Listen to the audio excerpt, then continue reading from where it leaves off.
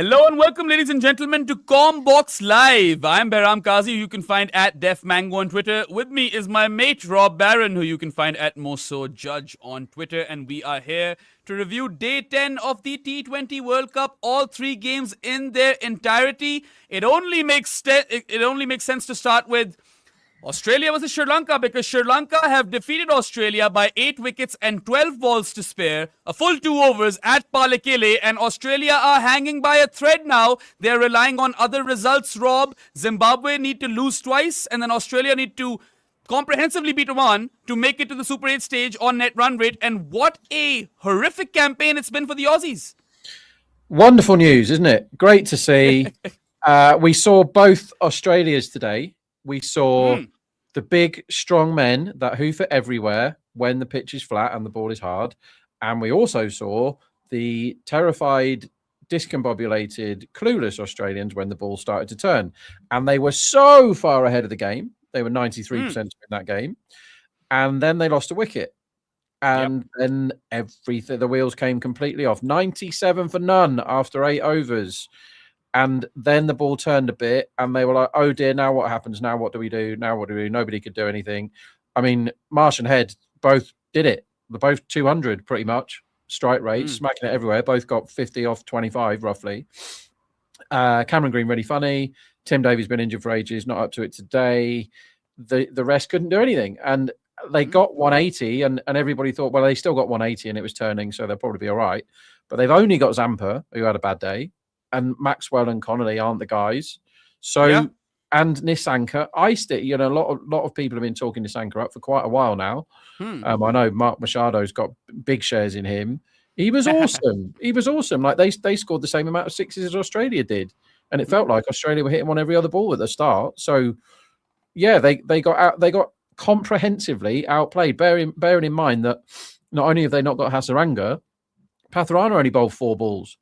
So that was a stuffing from Sri Lanka, and it's wonderful to see.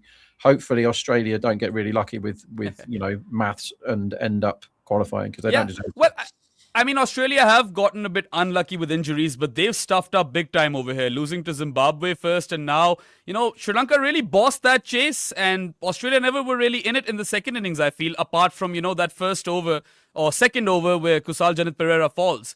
I feel like, they've looked really, really undercooked. A lot of people will say that Australians don't really care about T20 cricket, but this is a World Cup. Of course they care, right? And they've just been really poor in this World Cup. And now they look at the prospect of exiting this World Cup in the group stages.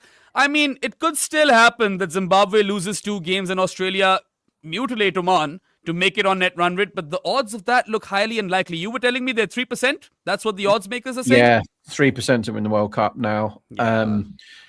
Good luck. Like, it's out of their hands completely. Yeah, sure, they might stuff Oman. They might not. I mean, that's by no means a certainty.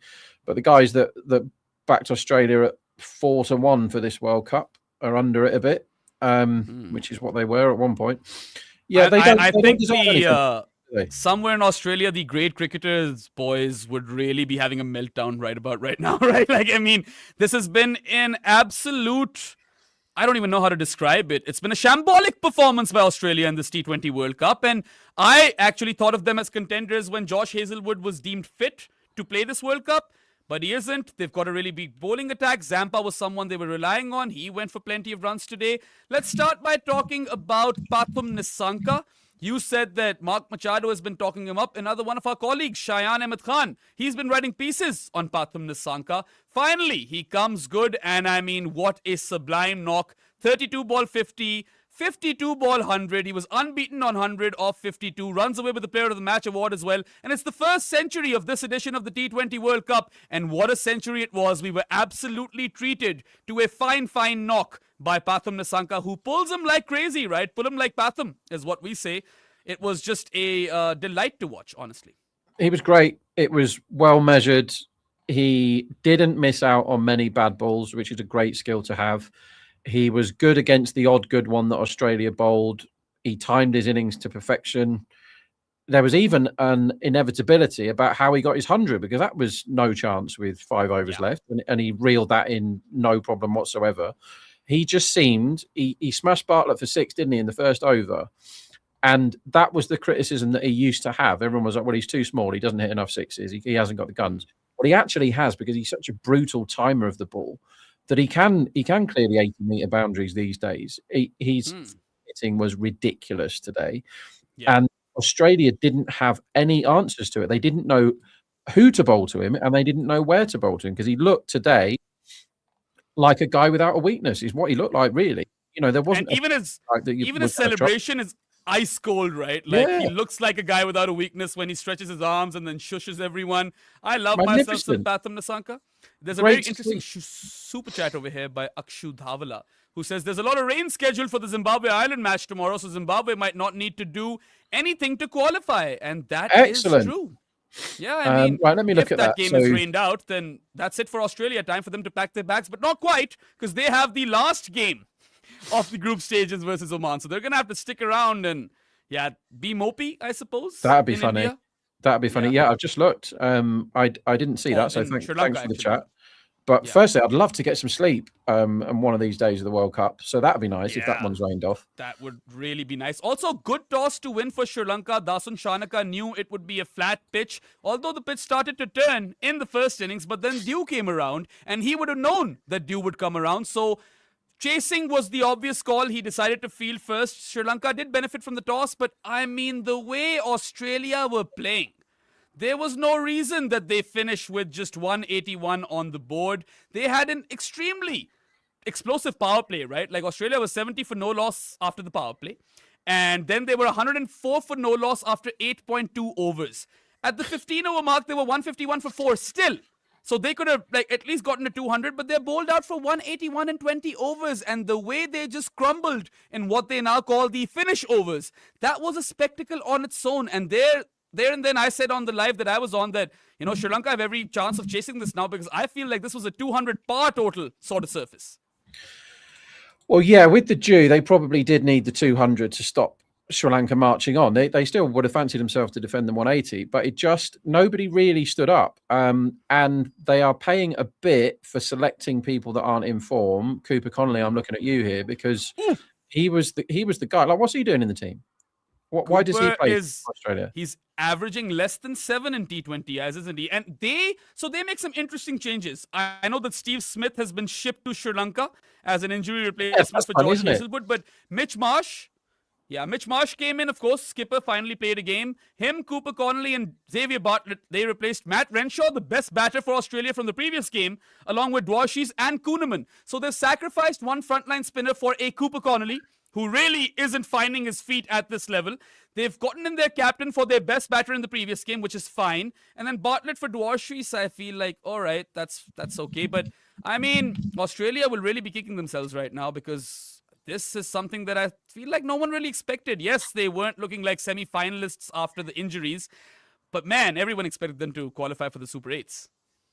So Cooper Connolly's highest score in his last 10 games was 10 games ago, when he managed to get 18 against the Melbourne Renegades.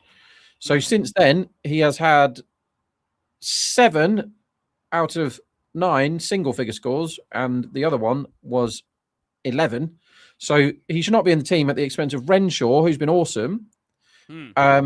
Renshaw, very good in the Big Bash, hit lots of sixes, 17, I think, in 10 games, looked the business, and he also played a really intelligent innings to win them a game that they could have lost last time, didn't he? He looked proper good. So what's he doing being benched in a game that is essentially a must-win game for Australia? Why are they taking Sri Lanka lightly? They're playing in Sri Lanka as well, where it looks like Renshaw's the guy. And it definitely doesn't look like Connolly is, because what was he, a specialist bowler? He bowled all right in the Big Bash, to be fair, but his bowling isn't that much better than Renshaw's historically. And he's Australia's answer. He's Australia's answer to Will Jacks, and he's just not a Will Jacks, is he? Not yet, not at this level. Like his Big Bash path until kind of game 3 of this season. He won the final of the Big Bash as a kid when they were dead and buried Perth. Then he had a brilliant season, breakthrough season. Then he started this season very well, got 50 odd in the first game, I think, and then nothing. Like, didn't score a run for 9 games or 8 games or whatever. he should not be in the team based on his form and his performances. And that's what you're meant to do for World Cups, is pick guys that are in form, and they can't blame injuries, because look at Sri Lanka. Sri Lanka, like the bowling stocks are nowhere for Sri Lanka because they're all injured. They literally have an injury in this game. Pathirana comes to bowl, the third over or the fourth over? It's a power play over. It's his first over, right? And he concedes 3 runs in 4 balls, then clutches his hamstring, and he's gone. That's the end of Matisha Pathirana for the game, and might be the end for him in the World Cup as well. And then their replacement was Kusal Janit Pereira for Kamil Mishara, who scores 1 off 3. So it's not like Sri Lanka were a team which was sorted. They're also firefighting. They're problem solving on the go. They've lost their main man, their best player in Wanindu Hasaranga to injury, and now Pathirana as well. But talk to me about Dushan Himanta. I was quite critical of him and didn't think he deserved another game after Oman took him down. He was Sri Lanka's best bowler today, if you think about it. 3 for 37, went for some runs, deserved a 4 for. Had Kusal Mendes not missed that stumping of Josh Inglis when he was on 0, he would have had a 4 for. I mean, he kind of turns the screws on Australia in those middle overs, after which they completely lose the plot in the finish overs. Yeah, so I'm not sure he's that brilliant, Himantha, and I'm not sure how brilliantly well he bowled today, because Maxwell went to a really good catch from Nissanka, wasn't it? Yep. Oh my word, that was a screamer. Yeah, one of the early contenders of catch at the tournament, man. That's how good that was. Yeah, catching is an important skill. I've mentioned this before, I think. So very, very good catch to get rid of a dangerous guy who they let off in the previous over, I think. And getting Maxwell when he's got 20 is a really, really important thing to do, because that's 4 overs of Maxwell means they get 200 plus, doesn't it? So I think he bowled pretty well, but I actually think it's just Australia are that bad against spin. Like, he landed it in the right place. He got rid of Set Marsh, which is a really important thing to do, and he could have had Inglis stumped, couldn't he? That was when they missed the stumping. So he did well, but he wasn't great. Green looks rubbish, doesn't he? True. Cameron Green is not justifying his IPL price tag. That's one thing that's for certain. But you're right in the sense that Australia are just so weak versus spin that maybe they've made Dushan Himantha look good. Although I will say that he's the Hasaranga replacement, and him getting 3 for 37, which should have been a 4 for, is still a contribution. Might not do so well against other teams, but Sri Lanka are hesitant to go towards Jeffrey Van der Say because they want the 8-3 formation. They want to bat late. They don't want to sacrifice a batter for a bowler. But, they do make mistakes. Kusal Mendes misses Josh Inglis's stumping when he's on 0. Himantha could have been on a hat-trick. And then Pathum drops Maxwell on 18, which is a straightforward chance. Then he redeems himself by holding on to an absolute specky. It was a screamer, like I said, early contender for catch of the tournament. So he does redeem himself over there. And then Josh Inglis also misses a stumping, doesn't he? It was a catch/stumping of Pavan Ratnaike that he misses. And I mean, if that wicket falls right there, and then you never know, things might have gotten tricky. Although I think Pathum still would have gotten Sri Lanka above the line. Well, shout out to Ratnaike, because he came in at a potentially wheels off time. Australia's wheels came off at that kind of, they just lost a set guy. He has to see it through, and he came in, and if he just fiddles about and he's 8 off 8 or something, they're in a bit of trouble there. And and if you look at his career numbers, he's probably due that kind of start of knocking it around. And he went 4-4 because he got a bad ball early, and he just went, okay, 4 then. And then he got a slightly better ball, and he got that for 4 as well. And all of a sudden, he's 8 off 2, and they're right back in it. If you lose a wicket and you then go .1, you're under pressure. But if you lose a wicket and you walk in and go 4-4, the wicket almost is irrelevant now. You've got yourself way back ahead, and now he can calm down. His knock was brilliant. He's played really, really well this World Cup. Yeah. I mean, he got England bowling for a few warm-up games and ODIs to get him into form, which is, anyone can reverse their career numbers, as we will come on to later with the best thing that happened in this World Cup, Ben Menente's innings. I'm going to say that name a lot today, Bayram. I don't really want to talk about any of the other cricket, even though Australia lost to a fantastic innings from Nissanka. The big story of the day is Ben Menente. But playing lots of cricket against England has turned Ratnaike into a free scoring bat, which he wasn't previously. He only faced 15 balls, but he's 187 strike rate, helped Nissanka ice that chase. And lots of people were saying, well, it is Sri Lanka and maybe they're going to stumble here, and I can't see how they chase these really easy. the dew held, but they chased it really easily. They did. Yeah. It was professional, clinical, and sure that they get to play at Pallekele and they know how to play at Kandy and stuff, but they're not favourites. They're nowhere near favourites to beat Australia, and they stuffed them. So well done, Sri Lanka. Yeah, I mean, it was a fantastic batting effort. Of course, with Pathum, you see a lot of acceleration as well because his 50 comes in 32 balls, but then he doubles up in the next 20 balls. It's an unbeaten 100 of 52, and it is the first 100, of course, of this T20 World Cup as well. But like you mentioned, Pawan Ratnayake played a very, very handy, impactful knock. Let's talk a bit about Kusal Mendes as well, right? Back to back to back half centuries, 3 in a row for him. This was the best of the lot. He was very, very fortunate with drop catches earlier in the other 2 knocks. They were also kind of slowish 50s. I wasn't a massive fan, and we were all confused as to what has happened to Kusal Mendes.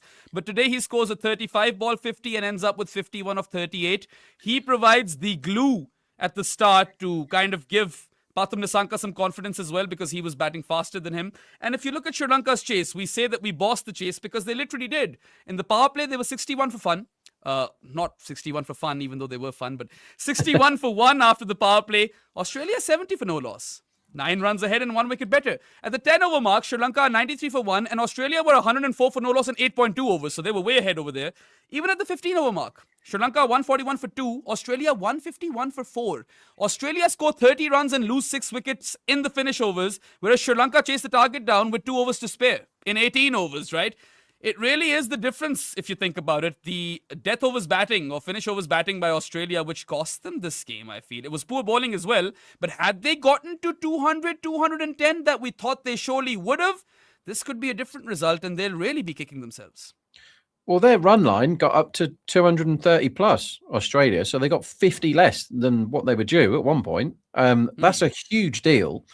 And, they hit 5 sixes between Marsh and Head and then one more. With all these big, strong Aussies, one more in the whole of the rest of the innings against the little Sri Lankans.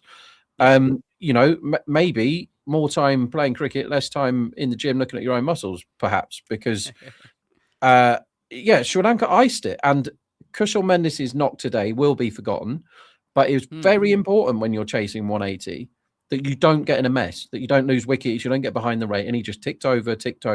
He didn't score 100. He scored 135. Good enough. Like when you've got a guy going as well as Nissanka was at the other end, you just need able support, and that's what he was. He wasn't tillacking. He wasn't 10 off 10. I'll let Kishan face all the balls because he's on a mega heater. Right thing for Tillak to do, by the way. He was facing half the balls near enough in that partnership, and he did his thing. Right. He's always had magic in him, Kushal. He's just quite a frustrating man at times when he goes through these bad trots of form. He's really funny behind the stumps. He's a good guy to have around cricket. And it's pleasing to see. But like I said, when you're in World Cups, you want form guys, right? You want people in form. And when you're running out of bowlers, you need your bats to stand up. But look at his numbers. He hasn't failed for a while. Again, got to play England in the lead up to this tournament. But in his last 10 knocks across formats, Bayram, he's got at least 20 every time. That's really good. He's got a good median score. It's really good, yeah. And he's obviously playing at Pallekele a lot, and he's played at Colombo a lot. That's great. He did really well against England in the ODIs. I'm just looking at his numbers here. Consistency in that position is what Sri Lanka need right now. True. And I mean, look, he might be anchoring a bit. This was at least a faster knock than the 250s before, but he still scored 3 back-to-back-to-back 50s. And today, Pathum Nissanka didn't need much help, and Sri Lanka's other batters provided just that to him, barring Kusal Janith Pereira, of course. Australia, I mean, when this game started, I thought it would be a bloodbath. Travis Head scores a 27 ball 50, and then he ends up with 56 of 29. Mitch Marsh scores a 25 ball 50. He ends up with 54 of 27. They both bring out this perfume celebration, which I did not understand. There must be an inside joke thing going on. But how do you go from 104 for no loss and 8.2 overs and scoring 70 runs in a power play to not even scoring 185? They bowled out for 181 and they only had themselves to blame. And yes, the dew was coming around, but the minute the pitch starts to turn a bit, Australia just fold like a house of cards. And, when I previewed this World Cup at Pro Sports, that's what I mentioned. I was like, these guys can't do a slow pitch. If it's turning, Australia are in a lot of trouble. And that's been the theme for them. Even though Blessing and Brad Evans kind of screwed them over in the earlier game. It's really shocking, but also I can kind of see it. Well, they've got lots of people that are out of form in their batting lineup, right? So sure, they're missing some big bowlers, and one retired. That's fine, but they can't use that excuse against this team, as we said. But Steve Smith, when he played in the Big Bash, he scored like 80 off 20. Or do you know what I mean? He was absolutely smoking it everywhere. Should he have played today? Well, yes, he should. You can have him at 3 instead of Cameron Green, who's offered 0 in this World Cup. He doesn't even bowl much. He's got £2.1 million for getting picked for an IPL team when he shouldn't have done. Maybe that's been on his brain because he hasn't done anything since that auction. Maxwell hasn't been in form for a long time, and he's batting ahead of Stoinis. Maxwell didn't do anything in the Big Bash. He looks to be, if there was an ODI World Cup on now, you wouldn't be able to count him out of it because that Maxwell's mental. But Maxwell's been garbage for quite a long time. Tim Davies been injured for quite a long time. Cameron Green's been rubbish for quite a long time. Cooper Connolly's been rubbish for quite a long time. Why are all these people in your batting order when you've got guys like Steve Smith and Matt Renshaw who are in really good form? And you have to win this game to progress in the World Cup. So don't pick the out of form ones. Pick the ones that are in form that can score runs. Steve Smith is now should have come in for all the people that got injured. Steve Smith should have replaced all of them. They had a chance to kind of admit. I know, Mark Waugh's been very big on this, and quite a few Aussies have. Like, well, you've got a chance to admit that you were wrong. You don't even have to put your hands up and just say, "Oh, look, we've got a space for somebody. Let's go for the guy that averaged 75 in the Big Bash at strike rate 220 or whatever it was. Why don't we get him in?"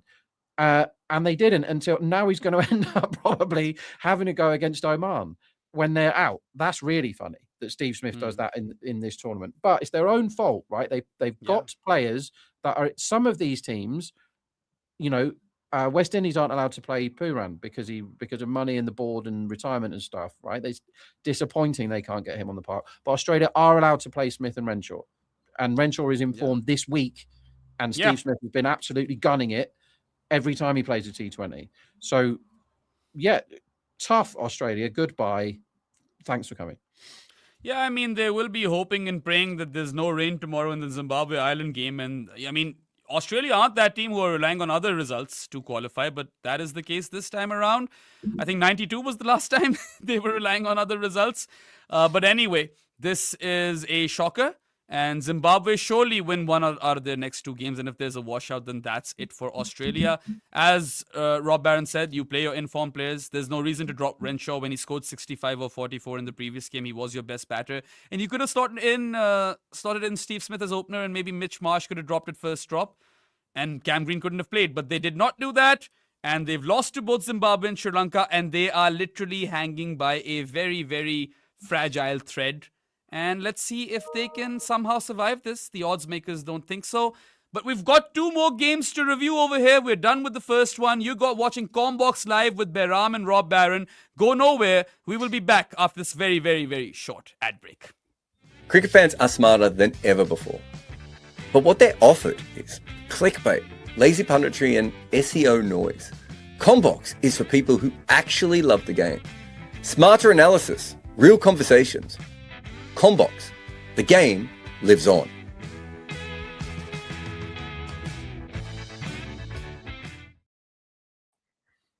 Welcome back to Commbox Live. You guys are with Behram and Rob Barron. We've already spoken about the Australia-Sri Lanka game and how Australia got their ass handed back to them.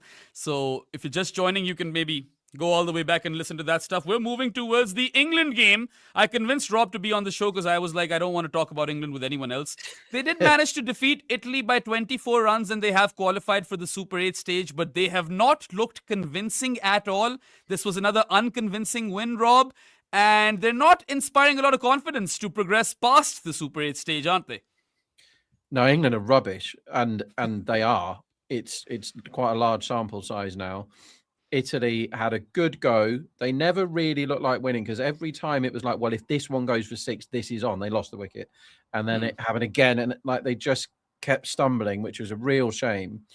It was a bit of a scare for England. But considering that they were chasing 200 and they were 2 for 2, 2 for 1, weren't they, in the first over? And they've only got 4 guys with any history of scoring any runs. They were They were 1 for 2, right? 1 for Because 2. Joff took 2 wickets, They, to get where they did, and England were like, well, we have to give the ball to Jofra now. Smashed. Well, we have to give the ball to Rashid now. Smash. Like, England have loads of questions to answer here. They flattered to deceive. It looks like a comfortable victory. It kind of was in the end, but there's a bit where that, you know, there's another version of this game where Will Jacks doesn't come in and smoke everything, where he gets, you know, they fielded poorly. Italy, the keeper had a bad game, you know, missed a stumping. man. We had 3 missed stumpings today. Josh Inglis, even though that was kind of a drop catch as well, but I'll still call it a missed stumping. Then Kusal Mendes, and then the Italian keeper as well missed a stumping. And, you know, when Sam Curran was, on 3, had they completed that stumping, Rob, or they would have not misfielded those 2 boundaries, this was a game of really fine margins. Anything could have happened over here.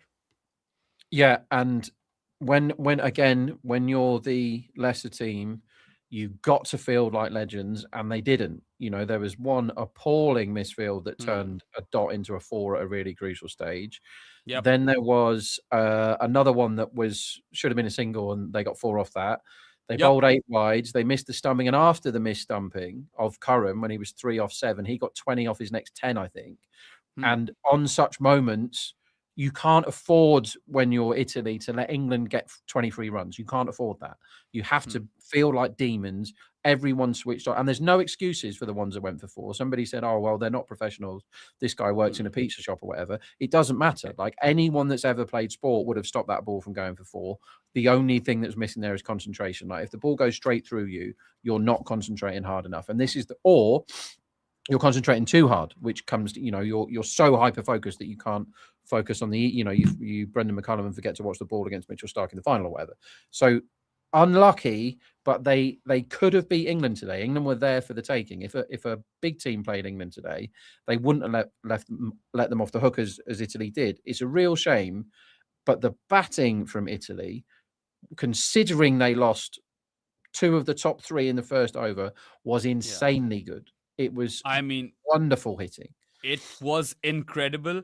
And, you know, ultimately England win this game because of Will Jackson, the finish overs, and then the 2 upfront wickets by Jofra in his first over. I reckon you can throw in Overton's bumpers and cutters in there as well. And then it's Sam Curran at the death, right, in the finish overs, essentially. But let's talk a bit about Italy's batters. Grant Stewart was really good, but my man, Ben Menenti, was the batter of the game for me, right? He's like my spirit animal. I want to grow up to become him. I've mentioned this a fair few times. He has the physique of a guy I adore. 22 ball 50. Dropped on 38 by Joss Butler as well, by the way, and ends up with 60 off 25. He was bowling really well. He goes for 20 runs in his last over, which is why his figures read 1 for 37. Otherwise, he was 1 for 17 in 3 overs. So, what a man. And I mean, he didn't even do well at the Big Bash, but over here, he's come here, you know, with a mission. And he tried his best for Italy. He's been terrific with bat and ball throughout this T20 World Cup. So he has, and he's always been a comedy figure. And I have watched him play many, many, many times, because I've watched the Big Bash since the Big Bash became a thing, right? Just as I have with the CPL and all the others. I love Ben Menenti. He's a very funny man. However, there is nothing to suggest, other than commentators have always told me that he's a good hitter, that he was capable of doing what he did today. Just to remind everybody, he has faced 127 balls in his 42-game Big Bash career, this man. 120 for 13 off them, with 3 sixes in 19 not 2 matches. And today he had 4 sixes in 14 balls against England. Against not the clown bowlers either, against Adil Rashid. You know, he was smoking Rashid and Dawson everywhere at the start, and then he tucked into a bit of Jacks later. It was wonderful Menentiing. It was the Ben Menenti that we always hoped to turn up. And if you're going to turn up once in your whole life, do it in the World Cup. And he did. And he was murdering Will Jacks. And if that last one goes for 6, which maybe it could have done, instead of being caught, it was on then. England were losing their collective minds. How did he go? Banton, who caught very well, got him. Like, England did field really well. Like, I know Butler dropped one, but the Butler catch to get rid of the other Menenti, who was wildly overperforming or threatening to wildly overperform at the time, that was a great catch. That was a properly good catch, hyper-extending, wrong hand across, because he had to go wrong hand across. Really, really good. because I mean, it goes for 4. Harry Manenti suddenly scoring at faster than a runner ball, and I've watched loads of him, and he's never done that. True. I mean, I thought England were actually quite terrific in the field today. Of course, Butler dropped Ben Menenti on 38, but he does take that spectacular catch of Harry Menenti, and the other catching was also pretty good. Although Adil Rashid is having an interesting World Cup, at least Joff turned up today in the first over. He took 2 wickets and then he goes for plenty after. But England's bowling attack is still looking a bit shoddy. Weirdly enough, Jamie Overton was one of their best bowlers today. You know, he bounced out Harry Menenti, and that's the Butler catch dismissal. That was the last ball of his second over, and he was 1 for 12 in 2 power play overs, ends with 3 for 18 overall in, like, I don't know, his full 4 over quota. I thought that, the way he mixed up his bumpers with his cutters was quite clever. I'm not sure if I can rely on him in the Super 8 stage, though, because it is Jamie Overton after all. Yeah, said this before. Again, like, did really well in the Big Bash last 2 years, I think, because he faces lots of people that aren't very good. And he's used to bowling at people like Harry Manenti. You know, he is. And he bowled fine. He did okay. But if he comes up against India, he's going to get smoked, isn't he? It's very unlikely that he could put those sort of figures together against a proper team.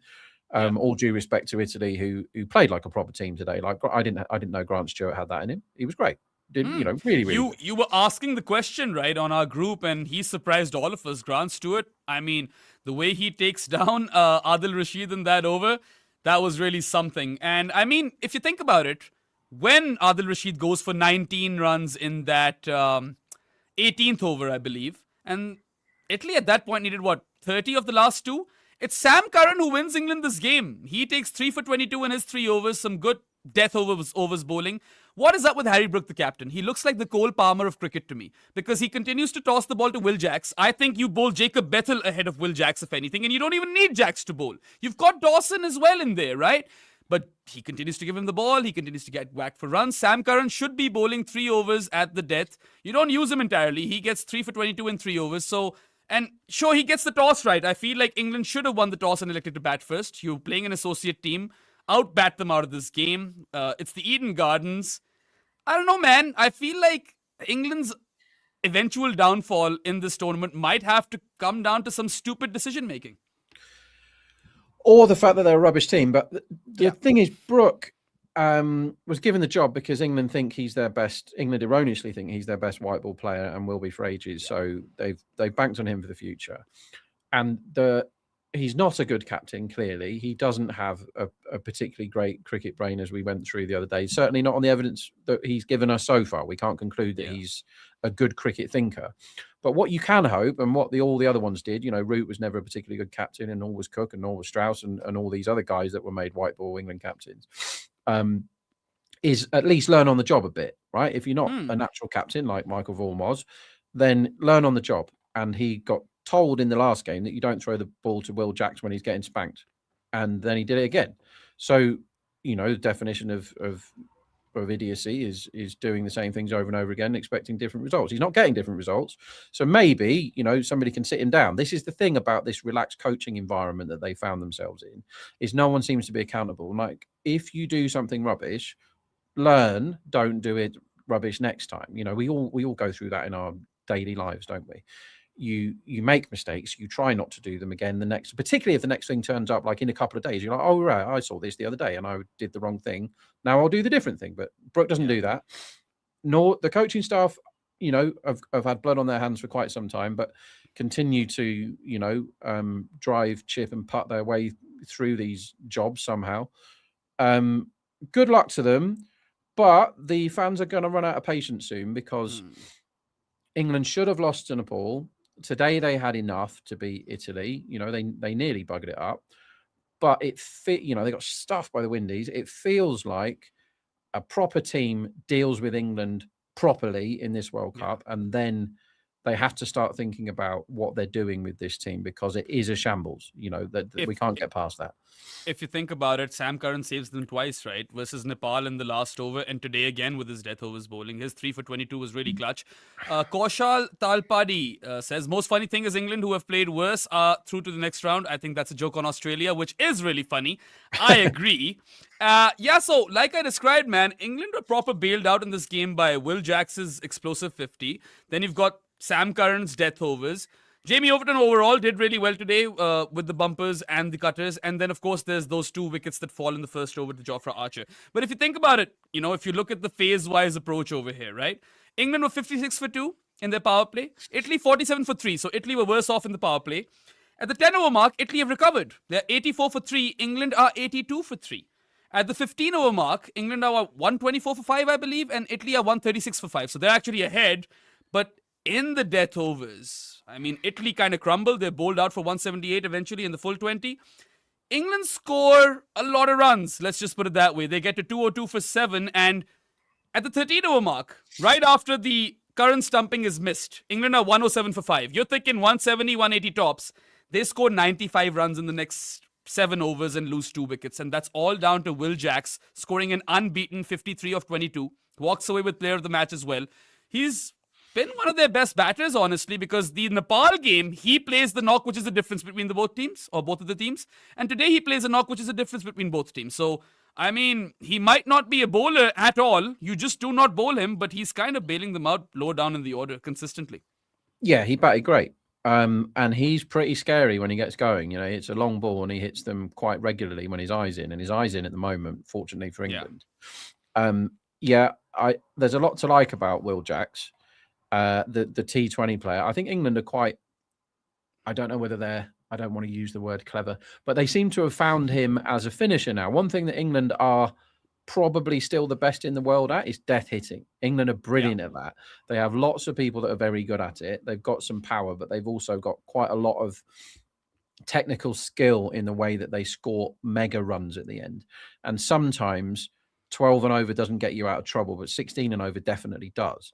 And England are capable of that extra boundary in the over, and they score all around the ground and all that sort of stuff. If you've got either Salt or Butler set, you're dead at the end. If you've got Brooks set at the end, you're dead. Banton smokes all the spin, and then you've got people like Overton is used to. He came in and belted a 6 and a 4 today, I think, in no time.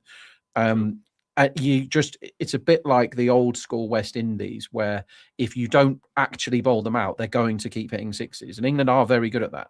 And that's why they can still win this World Cup. It looks very much like India will just steamroll it. It really does look like that at the moment. Because India haven't played very well and they've still murdered everyone and got an amazing net run rate and all that. It's going to take something special, but because of the woeful inadequacy of a lot of these teams, and a lot of the players seem to take the IPL more seriously than the T20 World Cup, I think that would explain some of the squads here. England are third favourites for this tournament. What? England are third favourites. You're shitting me. I think they look slightly worse than Pakistan. Well, yeah. Well, I mean, I love Pakistan, but are they going to do what you think they should do? Are they going to get rid of Shaheen and Babar? Are they going to? I think they have to. They have to do it at this point. There's no reason to stick with both of them in the playing 11. They got 3 games. You try out Nafe Fakhar, one of those guys. I would go Nafe, but they'd probably go Fakhar. And Salman Mirza took a 3 for 24 in the first game. He probably comes in for Shaheen, and if not him, then they've got Naseem. So there are a few things they can do over here. Anyway, we've got a few super chats lined up for England specifically. It would be a good time to take them. Sankalp asks, what's up with Adil Rashid? Will do well in Sri Lanka, hopefully. It has been a topsy-turvy World Cup for him. Started off by getting whacked by Nepal to bowling one of these spells of the World Cup versus the West Indies. That 2 for 16 was unplayable. Turned the ball 12 degrees in that spell. And then he has a mixed game, 3 for 36, I believe, versus, Who did they play previously? Scotland. And today he gets taken apart in the last over, scores for 19 runs, right? No one thought that Italy would get close when they required like 50 off 3, and they did get close. Yeah, I think the encouraging thing for England is he's all-time white ball spin great for England. So that's a good thing to have in your team. And he bowled really, really well against the good team, and he's bowled bang average. He was rubbish today, to be fair. Against the people that he never plays against at the kind of, with respect to the Menenti brothers, and massive big up to Ben Menenti today. Adil Rashid is a lot better than them in terms of how good they are at cricket. and he just didn't turn up today. I don't know whether it's a motivation thing. Some guys, particularly great players, find it hard to slum it with the club bats. They find it hard to raise their game against players that usually wouldn't trouble them at all. But he didn't land it, Rashid, today. I don't, we always used to worry about his shoulder. He didn't land it at all. It was drag downs and the full tosses. It was garbage. What he bowled. And I'm as an English supporter, it's a strong word for it. As an English follower, I love Adil Rashid and have done for many years. I think he will still bring it in big games. I would bank on him, or I would back him. But what it does show is he ain't going to be around forever from an English point of view. Yeah. He's been around a long time. I was looking at remembering earlier that England picked Michael Yardy ahead of him for an actual World Cup that they won. Mm-hmm. They actually won that campaign, right? Yeah. I mean, Adil Rashid has still had a better campaign than Joss Buttler. He's just looked completely out of sorts, right? Butler is having a howler of tournament. Let's move on to the next Super Chats because we have another game to talk about as well. We've got Lilo Joy who says, is England the new Pakistan versus the associate teams? I think Pakistan is still also the new Pakistan versus associate teams. They nearly, lost to the Netherlands because Max O'Dowd is the one who kind of helps them in that case. But yeah, England, I think, have been slightly worse than Pakistan. I currently take Pakistan ahead of England. So Pakistan, you can never stop them from Pakistaning. That's what they do. And they've done it to, a ludicrous degree against the Dutch. Very funny. They're a funny team. Pakistan, they double boycotted the game against India, didn't they? That was very disappointing. Yeah. Don't have they to go threatened to forfeit it, then they played the game, and they played the game like they had forfeited it. Yeah. England, I have a theory about Joss Buttler and why my Joss Buttler theory is I don't think he likes the culture. I don't think he likes the lads, let's play golf and have a few beers and not really worry that much about how we perform on the cricket field. I don't think he likes it. I think Buttler is a white ball assassin based on he likes being around professional setups, I think. And that's my theory why Buttler can't score a run. He's also struggling against off spin at the moment, but there was no need for him to get out in the manner that he did today. Just like, a couple of steps down the wicket, whack, there's a man there. Oh, well, I'm out. Never mind. I think he's tired. I think the grind of the franchise stuff gets to Buttler a bit. And I don't think he looks overly happy or overly content playing in this current England setup. That could be complete nonsense, but it's nice to have a theory sometimes. That's my theory, because he's white ball great and he's not playing like one, is he? I mean, this is a complete theory, of course. We cannot answer it. Only Joss Buttler can. But Adil Rashid is a big team bully. That we can tell you for sure. It's the associates that get him. Andy B asks, England and Pakistan favorites to come through their group. If you're talking about the Super 8 group, well, Pakistan haven't qualified just yet. They have to beat Namibia. But no, I think New Zealand is a better team than both those teams. So they surely go to the semis. And then it's probably one of England, Pakistan, and Sri Lanka. Whoever plays the less shitter cricket. Yeah, again, there's loads of holes in all of them, apart from India, really. Somebody said yesterday, I don't think there's going to be any more surprises. It's like, I'd be surprised if there aren't loads of surprises. You know what I mean? Yeah. I mean, West Indies have been ruthlessly efficient in this World Cup. Who could see them winning 3 out of 3 with absolutely zero drama? Yeah. And I mean, Australia are pretty much knocked out in the group stages. It has been an incredible T20 World Cup. Like this edition, take all of my money. We thought that, or some people, I think Ashwin said this, that it might be boring at the start. It's been anything but boring. Yes, there have been some really shit days, but today was another really, really good day. A fun day at the T20 World Cup. Got some more super chats. If you could please bring them up, Rakshit. Who do we have next? And has Rakshit left us? Did you know that Ben Menenti scored more sixes in his first 14 balls today than he did in his entire Big Bash career? That's my favourite thing about today, and I don't want to stop talking about it. Okay, yeah. I mean, look, if you want to continue to talk about Ben Menenti, I'm not going to stop you. Because I love the guy as well. He is an absolute star. All right, Rakshit says that let's move to the next game because there are no super chats pertinent to England. So that's what we shall do. We are going to go on a short break. You guys are watching Commbox Live with Bahram and Rob. Go nowhere because we still have Afghanistan versus the UAE to talk about, and we'll be back very, very shortly. Cricket has never finished at the close of play. It lives in the arguments, the memories, the comment sections. Cricket makes you talk. Commbox is entering that chat.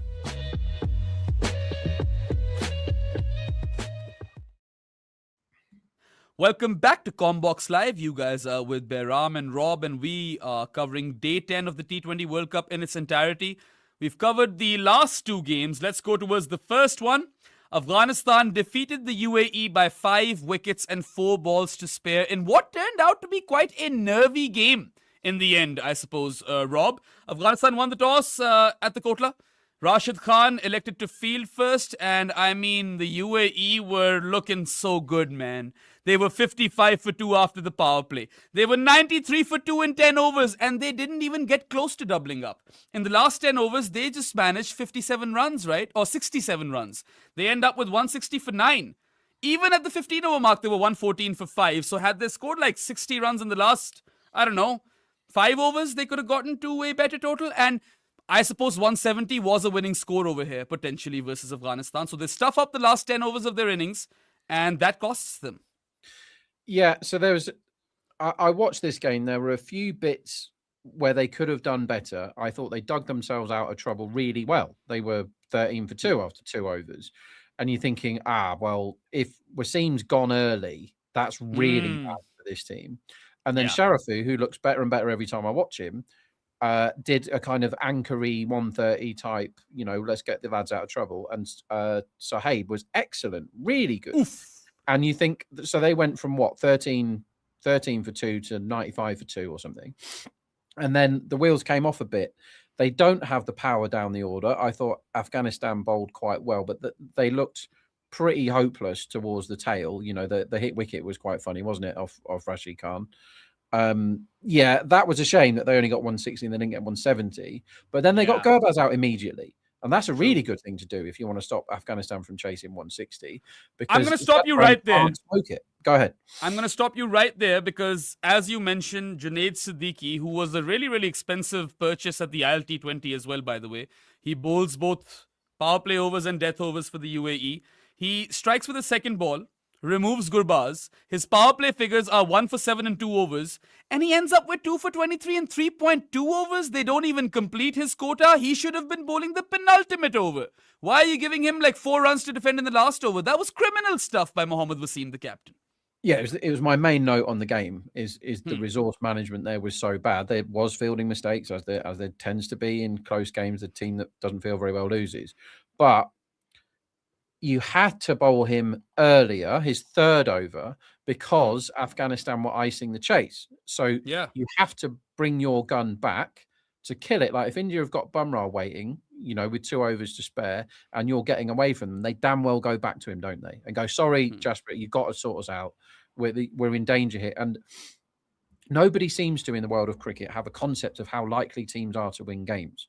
There was one point today where Italy were genuinely 3% to win the game, and Cricinfo, which has a billion people look at that website, said it was 50%. So it was 50-50 game. The game's on a knife edge. No, it isn't. They had no chance. They're 3 in 100 they win, not 50 in 100. It's a big difference.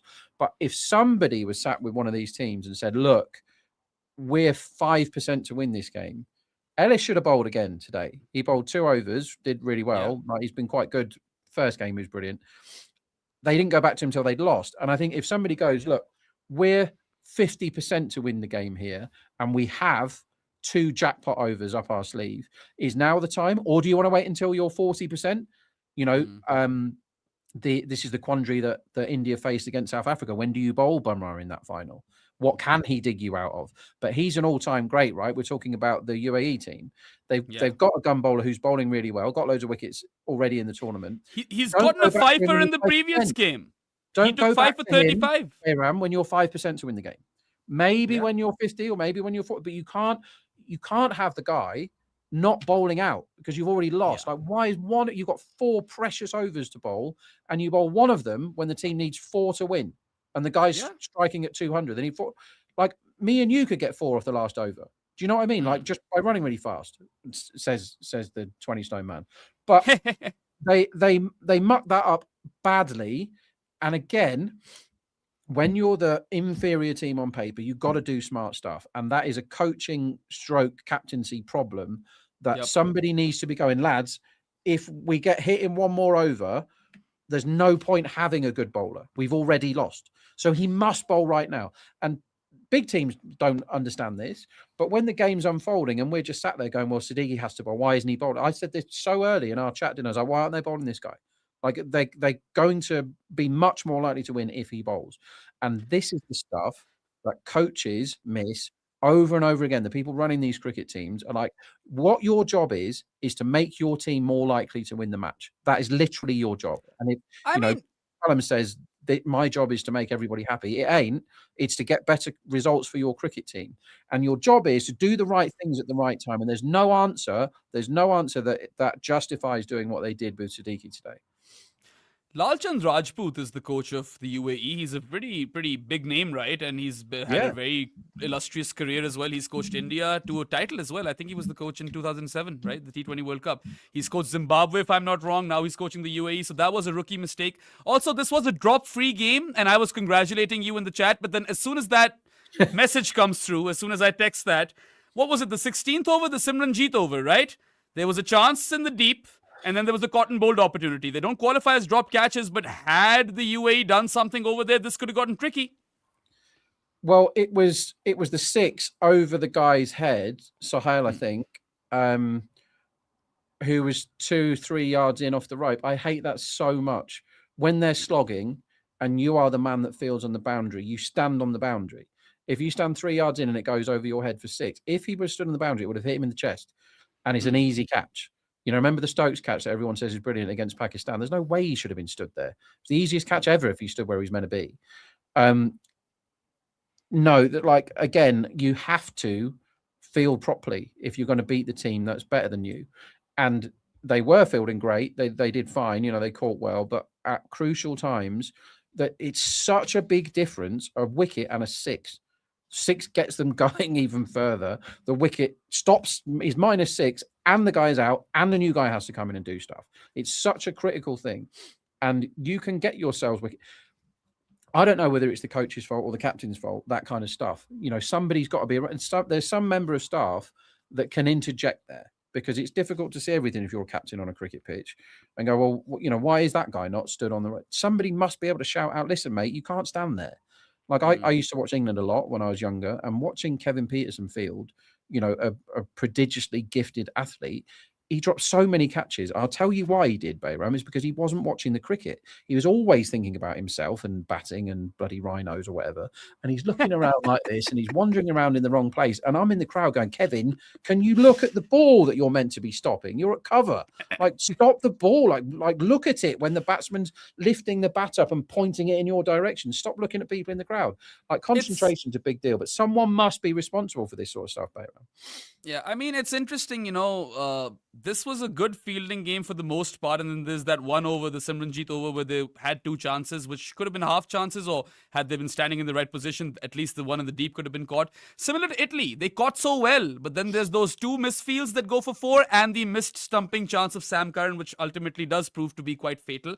But, you know, this game is so funny, the Afghanistan-UAE game, that both teams score in like opposite directions. UAE start off well. Despite losing 2 wickets, they're 55 for 2 in the power play and 93 for 2 in 10 overs. Afghanistan starts slow, as they always do. 41 for 2 in the power play, so 14 runs behind the UAE. And then 72 for 3 in 10 overs. Way behind UAE. Less than 21 runs, or 21 runs less, and then also more than a wicket down.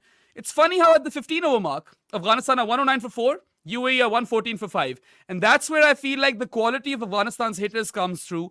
Azmat really rescues them today, man. He was the star, and I'm happy for him because he would have been feeling the heat after bowling that second super over, or first super over the other day. Look, he struck with his 4th ball in the first over of the game. He was his figures read 1 for 9 in 2 power play overs, and he ends with 4 for 15. Happy for the lad. Also, an unbeaten 40 of 21, which Afghanistan desperately needed at that point, because when Rasuli goes out, anything could have happened still. And Azmat's the guy who kind of gets them their first win of the tournament. So yeah, I mean, look, he is someone if he develops to his true potential, he could really be someone. But right now, I still feel that there's a lot of work that needs to be done from an Azmat perspective. Omarzai is somebody that has got an awful lot of experience, and we forget that he's 25. He could be a brilliant cricketer. He's already a very good cricketer. He could be awesome because his bowling is actually improving year on year. I thought he bowled really well this World Cup. He bowled really, really well today. He was a nightmare to face. He was getting the ball to do plenty and always asking questions. His batting was excellent. Iced the chase with a strike rate 240, whatever it was. He's played a lot of cricket. He's played CPL stuff. He's played for bloody Jaffna Kings, hasn't he? He's also had really good exposure playing for the MI franchises, hasn't he? So he's playing in multiple conditions against loads of people that are trying to whack him. He's done stuff in the IPL where it's like, he's also batted everywhere. This is a 25-year-old kid. He's batted everywhere in T20s. He's had to do all sorts of jobs for all sorts of teams in all sorts of conditions. And how good is that for somebody from Afghanistan who's been brought up in this franchise world where he is having to deal with loads and loads of problems constantly? And he is, all you can ask for young people is they keep improving and learning. And he's improving, right? He's steadily getting better and better on Mazai. He could be ridiculously good in a few years. I think his ceiling is really high. He was deservedly player of the match today, as was Pathum Nissanka. I think they got all the calls right today, right? Will Jacks, Pathum Nissanka, and Azmatullah Mazai. For once, we got that bit right. Fair enough. But yeah, he gets some good assistance. Rashid Khan, another good bowling spell, 1 for 24 in 4 overs for him. Afghanistan are out of the T20 World Cup, but at least they can walk away with maybe 2 wins now. So Rashid's form has been dwindling. 2 good performances in a row should probably, boost his confidence. Ibrahim Zadran played that classic anchoring knock, 37 ball 50, 53 of 41 eventually.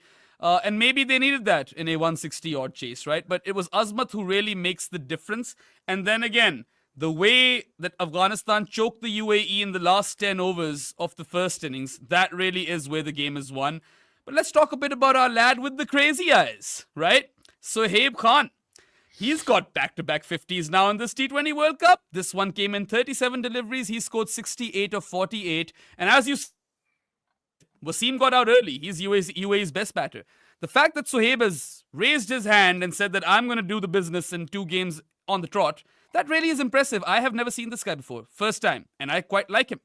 Well, the knock against Canada, when it was just him and Ayance that were scoring runs and no one else scored any, was different gear. What was that one? 29 ball 50 or whatever it was. That was really, really good.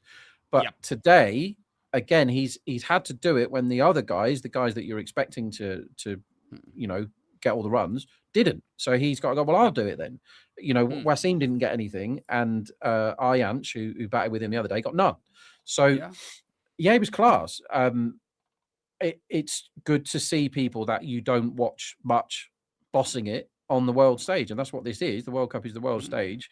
He doesn't have, he's a couple of years older than Omazai, and he's never played for anyone else, I don't think. I have never seen him. He just plays for the UAE. I'm looking at his numbers. He's 27, right? He's played 4 ODIs and 5 T20Is, 7 T20s in his career, right? He doesn't play for anyone. He scored back-to-back 50s in this T20 World Cup. And the one thing that I feel really screws the UAE over is that when they lose their top 4, when they essentially lose Sohaib, they got no one, man. There's no firepower afterwards, and that's what kind of costs them today. Because they need those guys at the top to come off if they are to challenge anyone. And I was saying on this show, when I was with Jared, that, you know what? I can see the UAE beat Afghanistan on a good day. And today could have been that day. They let this slip. They had every chance of winning this game. And it just comes down to bad captaincy decisions, some bad acceleration in the last 10 overs, and ultimately lack of composure in the field as well, as we pointed out in the Simran Jeet over.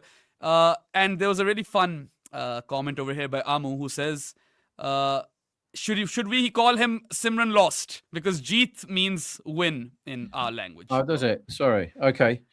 Well, Sohaib was responsible for the daft bit of fielding, but his name came on my radar for the first time against India A when he got 60 odd, I think. And they lost by like 150 that day because Suyvanshi did his thing. And just a reminder that child is 14 years of age. I just looked it up. He got 144 that day of 42. I mean, look, he's clearly batting at a level below right now when he's playing under 19 cricket and A-level cricket. If he is any other nationality, he'd be playing senior level cricket. That's the sort of talent that Vaibhav Suryavanshi is. Well, I mean, what do you do? Like, it's so difficult when you're playing age group, when you're a kid, to play 2 or 3 years up, right? He's playing 5 years up, and he's so much better than everybody else. It's a joke. I mean, he opens with Matre, who's a good IPL bat. He's a good IPL opener, and he's twice as good, in terms of output and strike rate and all that. It's absurd. I mean, I tend to talk about him quite a lot, Eventually, because I don't know what the word is. I'm shocked that something like that can happen in sport. I mean, darts is probably not something that most of our viewers will be particularly bothered about, but there was a kid that turned up in darts and just suddenly became the best in the whole wide world, a guy called Luke Littler, who's won 2 world championships. He's only 18. Suyvanshi has turned up as a school child and is absolutely murdering it. It's the big question there for India to answer is, how do you manage that precocious talent? How do you make it keep going? How on earth do you harness it? No idea. Have you just called Luke Littler the Suryavanshi of darts? Yeah. Is that what I'm hearing? All right. There's a quote for you if you want to publish a piece around, darts and cricket. There's one for you. Anyway, we've talked about all the games. I don't think there's much to discuss, but we have some super chats. So, Rakshit, if you could please do the honors, let's go through them quickly. Sankalp is up first. He asks you a question, Rob. Hey, Rob, can you give me analysis of Stoinis? Haven't followed him much, but can't remember any clutch performances from him in T20Is or IPL. Obviously, there must be many. So I'll give you a clutch performance versus Pakistan in the 2021 T20 World Cup semi-final. Everyone talks about Matthew Wade. The world has collectively forgotten about Marcus Stoinis and how good he was. He took down Haris Rauf. But what's shocking is that he's Australia's power play bowler in this World Cup. And bloody hell, man. Yeah, I think so. How do you summarise Stoinis? He's done lots of good things in cricket. He's a very, very good white ball cricketer. He's done amazing things in ODIs. The knock against Sri Lanka was an all-timer. It didn't quite get him over the line. It was an all-timer. He has been used to do so many different roles in white ball cricket. I actually think his best stuff in the Big Bash was when he opened for, I think it was Melbourne Stars. Melbourne Stars it was. Who do those the are his best days. Right. Yeah. So he's obviously, with the way Australia is set up now, there's no room for him as an opener. There was a time for quite a long period of his career where there was a cheat code against Stoinis. Some teams noticed it, that all you had to do when he walked in was bowl spin him and he got out. That was all you had to do. But he got much better at that. So I, take the piss out of him a lot for just following Adam Zampa around like a dog and flexing his muscles and chewing gum and walking off the field, giving it the big. And he's one half of the Love Cafe. Right. And I'm a fan of the Love Cafe, man. I mean, I don't drink coffee, but I wouldn't mind going for one with those two. I think it'd be really funny. But he, for all his posh, he did one of my least favorite things on the cricket field during the Big Bash, which was dropped a catch, pretended to be injured, acted like he put his shoulder out, shouted at the batsman for running because he was lying on the floor, apparently just about to die, said, "You can't run because I've dislocated my shoulder here." It was all an act because he dropped the catch and he wanted us to forget this. Then he goes off as it, fake sling on, hobbles off, giving it the big, muscle walk off the field. And then 5 minutes later, they'd lost a couple of wickets and he wanted to get the cheapies at the death. So he brought himself on to bowl the 20th over or whatever. He's a filth bag, Marcus Stoinis. He's very good at cricket. He's improved loads against spin.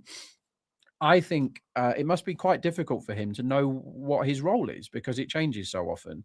He's not a new ball bowler in T20s, is he? I mean, he was the only one that got any wickets today for Australia.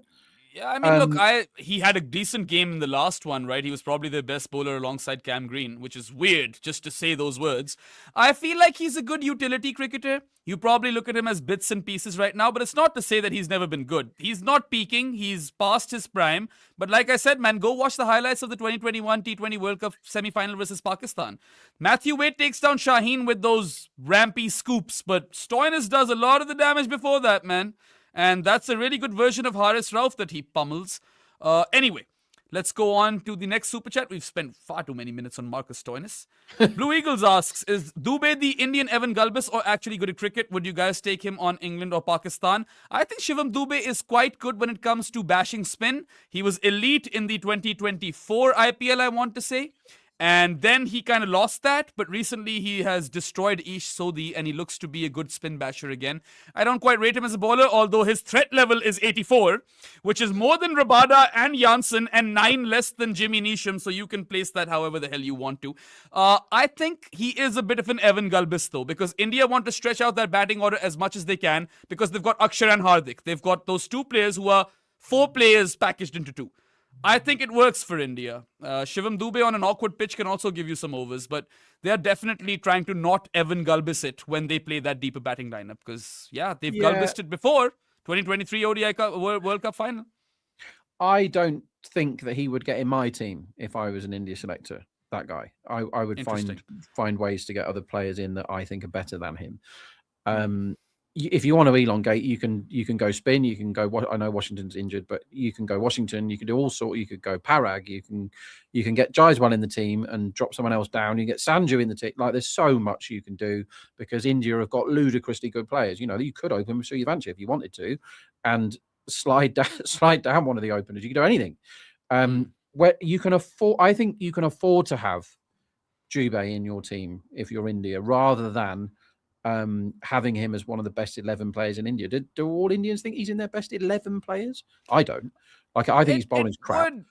It would definitely spark a debate, but just because he's a better bat than most Pakistani batters, I'd definitely make room for him in the Pakistan team. In England, it's funny because I wouldn't take him ahead of Sam Curran. Weirdly enough, I'd still take Curran because he's bowling death overs and he can whack it if he's in the mood. Would you have him ahead of Tom Banton, though? Because that's kind of what he is. He's a spin destroyer, isn't he? He might be a slightly better bat than Tom. He's done it over a longer period than Banton has. Banton, this is a new role for Banton, to be fair. He started off as a really good kid, Somerset, I think it was. Really good kid that was hoofing it everywhere with Smead, whose stock came down quite a lot. And with Babar. You've forgotten the Tom Banton Babar Azam partnerships. Well, that's partnership of fun, isn't it? But so Banton then... He started his career prolifically, did really, really well. Then he disappeared, got quite bad. Then he reinvented himself, which is such a good effort. So I'm so impressed with people that can do that.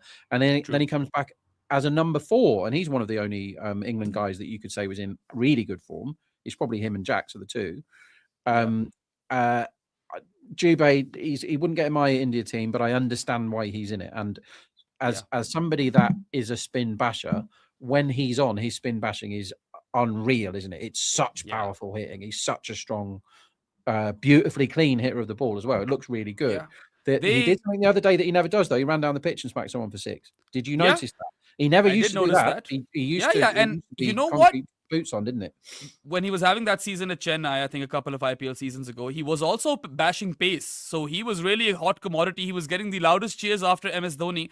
And they even gave him a nickname, right? Arusami or something, which basically means pinch hitter or 6 hitter. But I love myself some Shivam Dube because I love it when he bashes spin. So, like I said, most mediocre Indian batters would make it to Pakistan's team just because they can bat.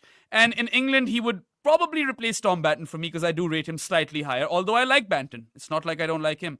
Anyway, next super chat, please. We need to run through these, Rob. What are we doing? Shubham Mishra says, finish overs? Nah, bro. I mean... yeah, that's their call. They didn't like the word death, so they were like, let's talk about orgasms. Muki Hamid says, Behram, it's death overs. Don't use the ICC's new bullshit names. Look, man, I'm also taking the piss. It's not like I'm being serious. What do we have next? Nikhil Makwana, who says, post-match is equal to Crick Buzz, Commbox, and Great Cricketer. Rank those, and you better put Commbox on number 1. But thank you. Thank you for the love and your money. What else do we have?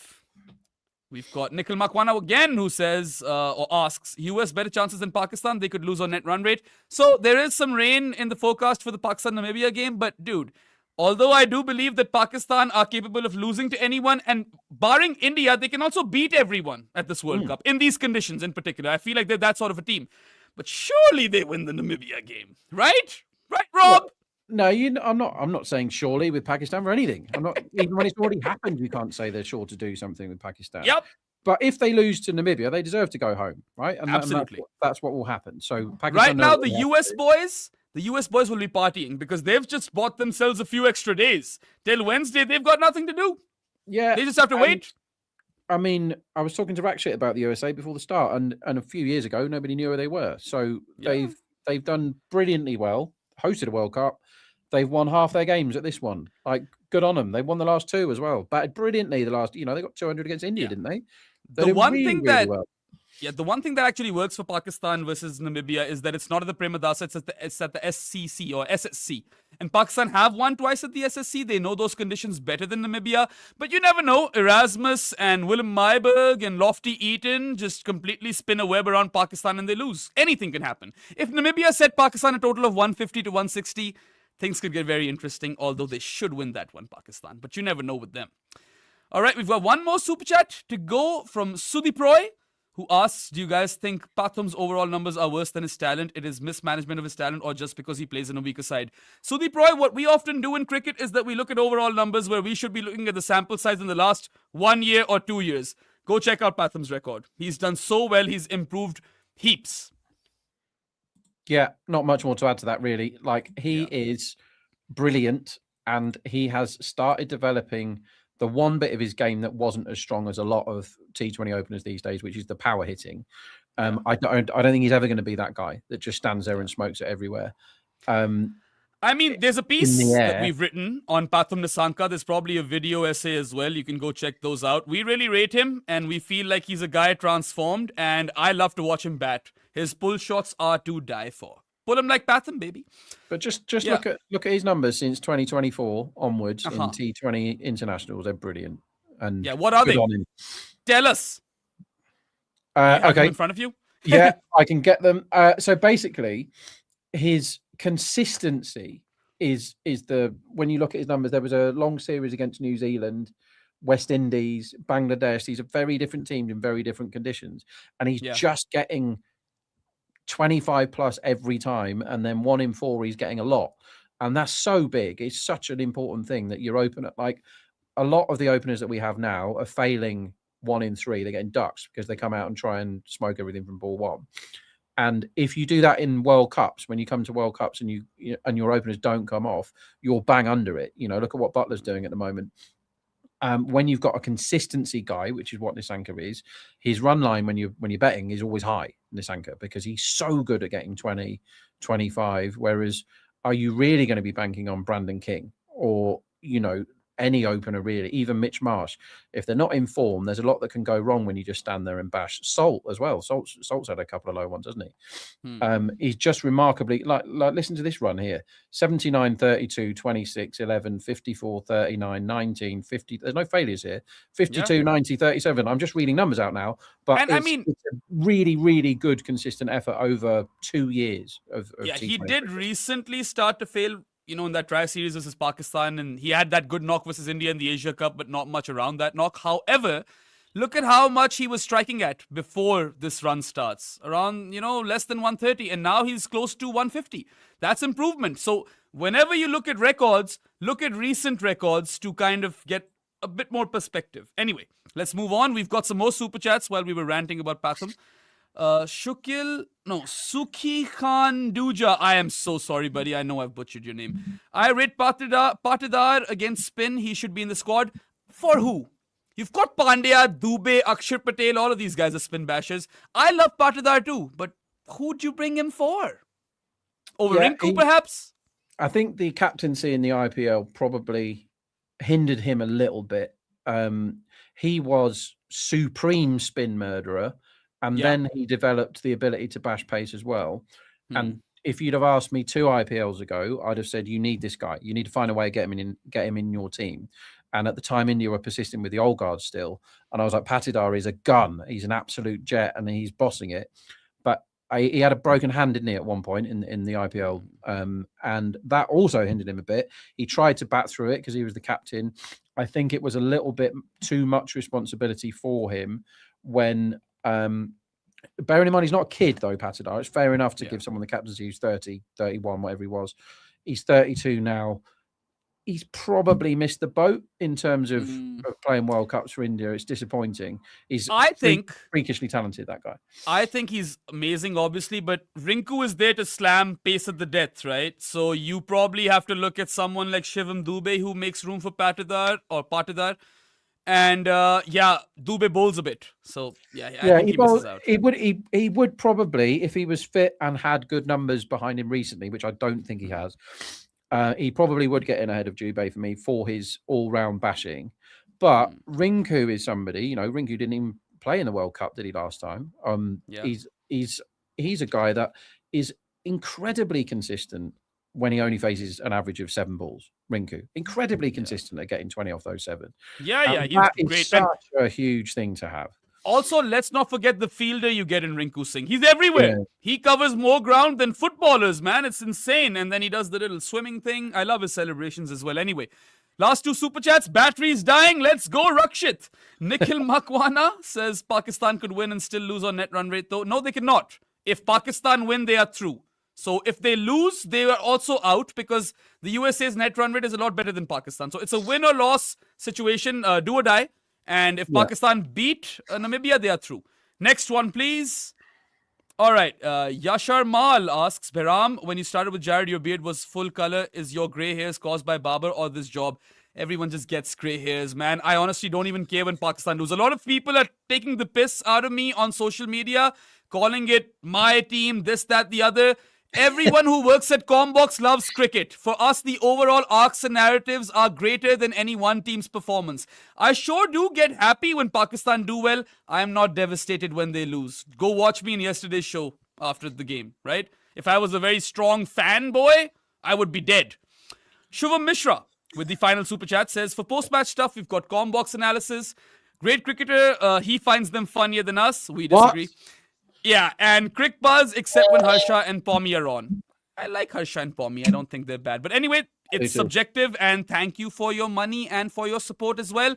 That's it for today's show. Literally dying. Batteries dying over here. So thank you for all of your interactions. Thank you for all of your super chats. We shall come live once again tomorrow, once the day ends for this regular show. Until then, you guys take care. Have a good one. Enjoy the T20 World Cup just like we are. Take care and goodbye. And also follow us everywhere. Like, share, subscribe, and make sure that you spread the word. Commbox is here to stay. Goodbye, fellas. Cricket has never finished at the close of play. It lives in the arguments, the memories, the comment sections. Cricket makes you talk. Commbox is entering that chat.